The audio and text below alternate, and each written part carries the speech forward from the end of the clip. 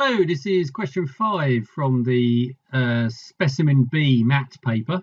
An n by n square array contains zeros and ones. Such a square is given below if n is 3. Okay. Two types of operations, C and R, may be performed on such an array. The first operation, C, takes the first and second columns on the left and replaces them with a single column by comparing the two elements in each row as follows. If the two elements are the same, the C replaces them with a 1. If they differ, replace them with a 0. Okay. Second operation, R, takes the first two rows from the top, replaces them with a single row by comparing the two elements as follows. If the two elements are the same, okay, so it's the same process. You get a 1 if they're the same, you get a 0 if they're different. By way of example, the effects of performing R, then C on that square. So you do an R, we take the top two rows, and then we'll get, so different, same, different. So we get 0, 1, 0. And then we do the left two columns to get different, same, to get 0, 1. Okay, that will make sense. What do we have to do? If R then C are performed on a 2 by 2 array, then only a single number, 0 or 1, remains. Write down on the grids on the next page, i.e. down the bottom, the 8 2 by 2 arrays which, when R then C are performed, produce a 1. So we get ones when things are the same as each other. So we're definitely going to get that, and that, because it's just ones all the way. So we want to then have, so we're doing R and then C. So what if we had all zeros? Would that work? If we had 0, 0, 0, 0, you do R, would give us a 1 and a 1, which means we're getting the same thing. So that's certainly going to work. Then, I suppose by that rationale, if we have, as long as we got two things that are the same in each, yeah, because we're doing, what are we doing? We're doing rows first. Well, that's going to give two zeros, yeah. Yes, because we get a 0 and a 0 when we do rows, which are the same thing. So that would be the same as doing that. And then, yeah, so provided we've got the same, they're either got to be both the same or both different in each column. So we could have that, we could have that. So what ones have I missed out then? I haven't done that one or that one. So yeah, each column they've either got the same, different,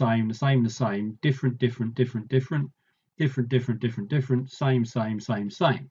That's what we're going for. Right. By grouping your answers accordingly, show that if A, B, C, D is amongst your answers, then so is A, C, B, D. So A and D haven't moved and B and C have flipped over. So this one flips to itself. So anything which has got the same numbers on the diagonal. So these 4 here. So the 4 with a star. So 4 grids with star are unchanged by A, B, C, D to A, C, B, D. And then these other ones, we should have pairs, then I'm assuming on this. So this 0, 0, 1, 1 would go to 0, 1, 0, 1. So those two are paired together. And I'm assuming these two are then, yes, and those two are paired together. Okay, so that's done that. Then two pairs are left.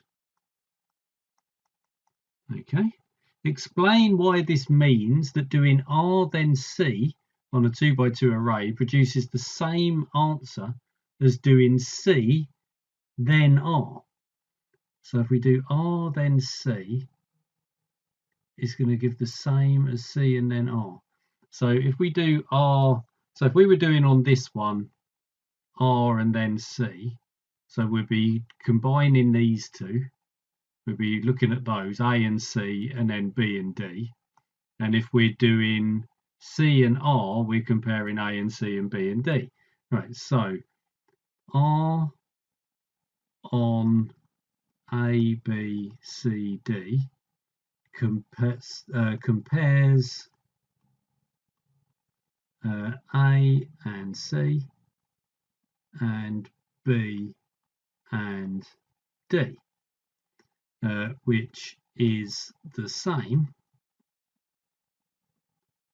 as C on A, C, B, D. Okay, so both, what have they called these? What do they call them? They had a word that they, operation, that's what they've used in this. Both operations produce the same pair of numbers, which must then produce the same final number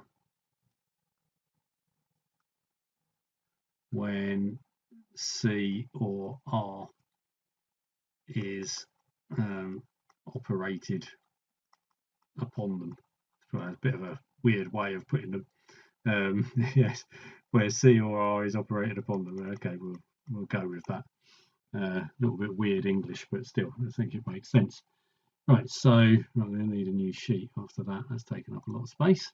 Part B. Now consider an n by n square containing zeros and ones. The effect of performing R then C or C or then R on the square. Okay, and the effects of performing those. Right, okay. Explain why the effect on the right n minus 2 columns is the same whether the order is R then C or C then R. This also applies to the bottom n minus 2 rows. Right, so the right n minus 2 columns. So if we've got so what's happening then? We've got some big grid, just drawing of numbers. Let's think of it that way. So if we do an R and then a C, so an R would combine these into a single row, and then C would combine those into a single column. So yeah, we're not touching anything outside of the top 2 rows and the left 2 columns. So okay, R affects only the top 2 rows, and C affects only the left 2 columns. Therefore, the remaining, I suppose to be really thorough on that, we should say maybe R affects only the top 2 rows and doesn't change the number of columns. So maybe put that in there as well. Let's put it here. And doesn't change. I know it's fairly obvious, but I suppose it's part of the logic, isn't it? The number of columns. And then for C, we can say C affects only the left 2 columns and doesn't change the number of rows. Number of rows. So therefore, the all other rows and columns are unaffected. And then off of that, we could say, well, i.e. the right n minus 2 columns. Okay, so last bit then. Deduce that performing R then C on an n by n square produces the same result as performing C then R. Right, so this is coming off the previous stuff then. So what have we shown? We've shown that if we're doing R then C, yeah, this is a bit like a grid method, isn't it, by the look of it, of doing multiplications. So if we've got some kind of grid, then we can divide it up into something like this, can't we? We've got a area that's unaffected. So this is unaffected by R and C. We've got this is affected by C, and that is affected by R, and then this is affected by both C and R. And this bit up the top here is 2 by 2.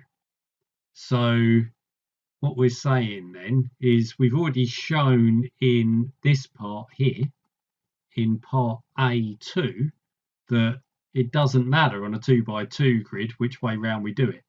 So we can go with this. So we have 4 regions in our array.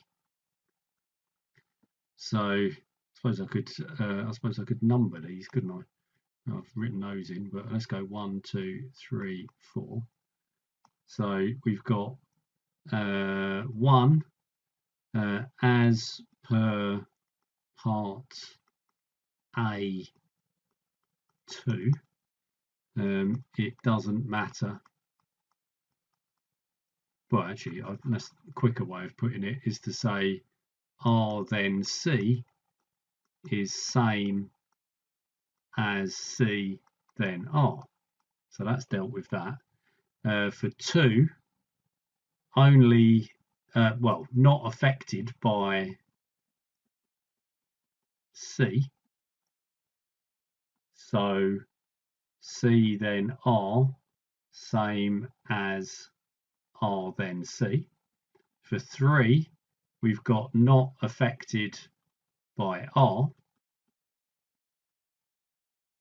So C then R, same as R then C. And then for 4, we've got not affected by C or R. So C and C then R is the same as R then C. So therefore, same result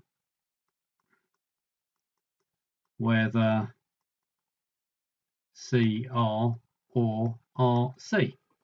Okay. Yeah, so that was another nice question. This has been, I preferred, I think, the Specimen B paper, the Specimen A paper. That was a bit more involved, that one. Again, a lot to write out. It's something you have to get used to in the MAT questions. So there's a lot more descriptive work that you have to do compared to a standard sort of A-level question or something like that. But yeah, that was a nice question.